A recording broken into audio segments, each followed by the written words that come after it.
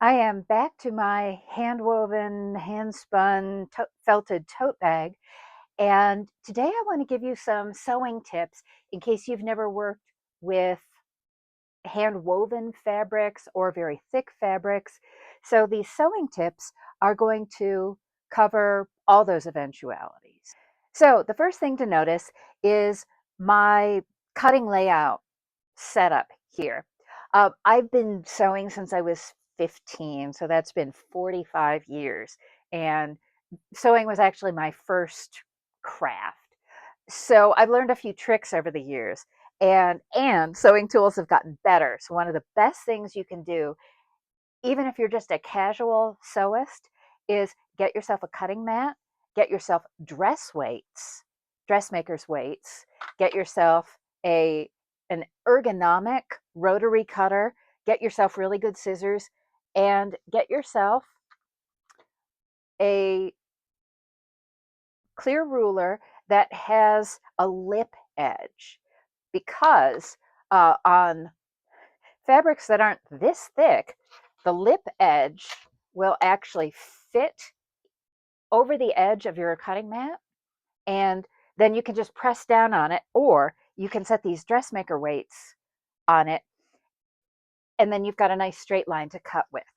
Now, as it turns out, the fabric for this tote bag is way too thick for this ruler to work, like way too thick. And you can see, so I cut off one strip, I cut off the header, and then I cut off one strip, and look how thick this is. This is over a quarter of an inch thick, I'm going to say. So yeah, way too thick for the cutting, for the lip to hold onto the mat. And this is why I've got my dressmaker's weights out.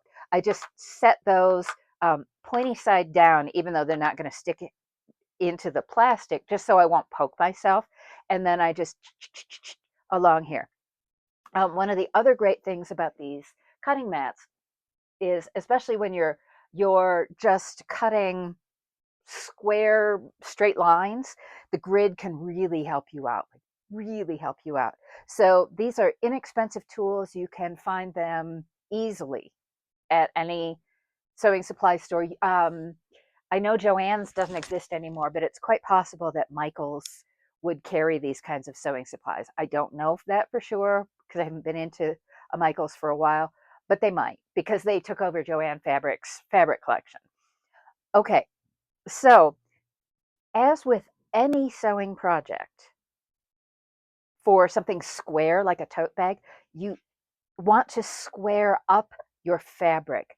So I hand cut with scissors the header off the base fabric here, and I'll show you what that uh, looks like on this sample that I felted. And you just follow the line. You can see where I had woven the header in with cotton yarn, and you just follow that line and cut it. But because of the felting process, look at that edge. It's all wavy and curly, and there's still some bits of cotton fitting in there. So instead, what you really want to do is make sure that you've got a good square edge. And this is tricky because, as you can see from this sample, it's curving. It's not at all square. Partly, well, because of the felting process, because I use different yarn combinations, etc. But we can square it up. And in fact, woodworkers would be used to doing this. If you know any woodworkers, uh, when wood comes off the tree doesn't grow straight.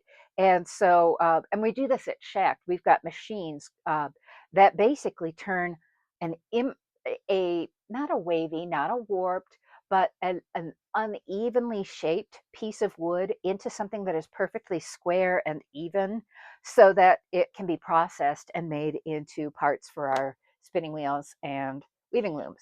Okay, so when I set this down, let's see if I can zoom in and give you an even clearer look at this process.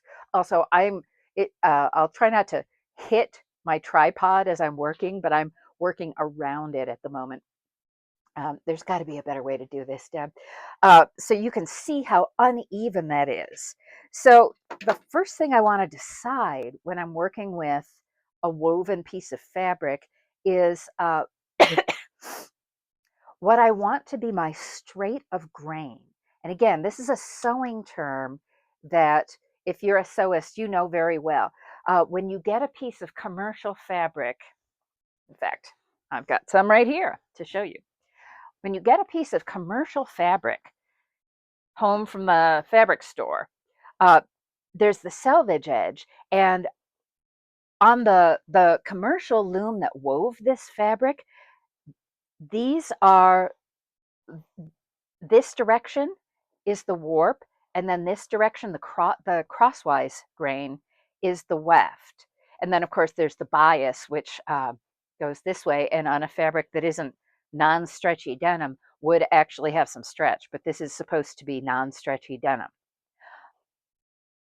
And the first thing I ever learned in sewing class from Miss Bourne, thank you, Miss Bourne, is to straighten the grain on the fabric. So you pre-wash the fabric. Well, we've already done that on the wool. You pre-wash the fabric, and then the selvages are going to be straight. They're just going to be straight because they were held under tension on the loom, and so they're going to be straight unless you've done something crazy like fold the fabric in your washing machine. And then you cut a little snip and you just start tearing. I say you just start tearing. It worked in rehearsal. You have to go a little past the selvage. And when you do this, you then, on the straight of grain, sorry, on the crosswise grain, you have a nice square edge, or you would if it would actually rip. I think I did this already on this edge, but I might not have. And this is denim, so it's really tough fabric. Oh, there it goes. Okay. My mom always used to have a minor heart attack when she saw me doing this as a teenager. She'd be like, what if there's a flaw in that fabric and you're going to ruin it? And it's like, Mom, if there's a flaw in that fabric, I want to know before I spend hours sewing something out of it than find out the hard way. So now this edge is going to be square to the selvages. Well, on this very thick fulled fabric, that's not going to work. So I need to decide how I want to square it up. And I think what I'm deciding, and remember, this is just, I'm basically cutting up this sample to sew little pockets on the inside of my tote bag, maybe the outside, who knows. But it's just a way to try stuff out. And if things are a little bit wavy, you can see here that my ruler is sitting evenly along the grid. And even here where this color change happened, it's not perfectly straight.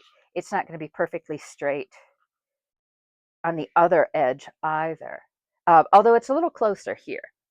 Uh, so probably what I want to do, and I'm designing as I go, which is why this seems so random and thinking out loud, is I'm going to want one of my selvage edges to be the top of the pocket uh, or pockets, and then the wavier selvage edge, I'm just going to square that off, even if it means my stripe here curves, square that off, and then cut the two sides. So let's imagine for a moment that I've decided this is going to be the top of my pocket. I need this side, this side, this side, all to be square, or it's going to be just a really weird looking pocket on the inside. And since I'm almost certainly going to machine stitch it on, and probably it won't be visible, but in case the machine stitching is visible, I don't want a pocket that on the right side of the fabric goes, no, that would just be crazy. So I just made an exact decision. See, you watched it happen right here live on video, where I'm going to use this line as my straightener, if you will. And notice too that when I do that, and it doesn't have to be perfectly straight, it just has to be straight-ish.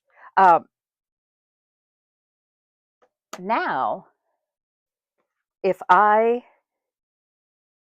use this as my reference point, I can just chop. Look how smooth and easy that went. Now I've got a right angle, and I'm going to do the same thing.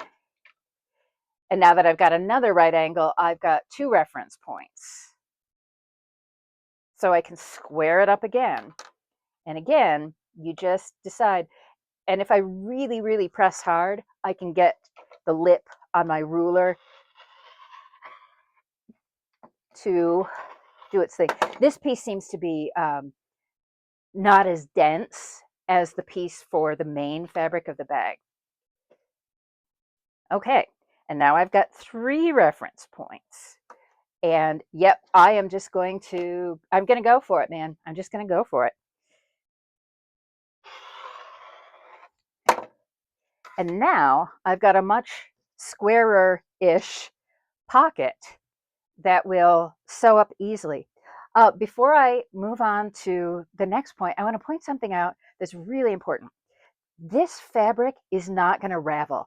I've been tugging on it, and I can't make a dent in it. So what I don't have to do on this, even on this pocket fabric, is finish the raw edges. They're going to stay put.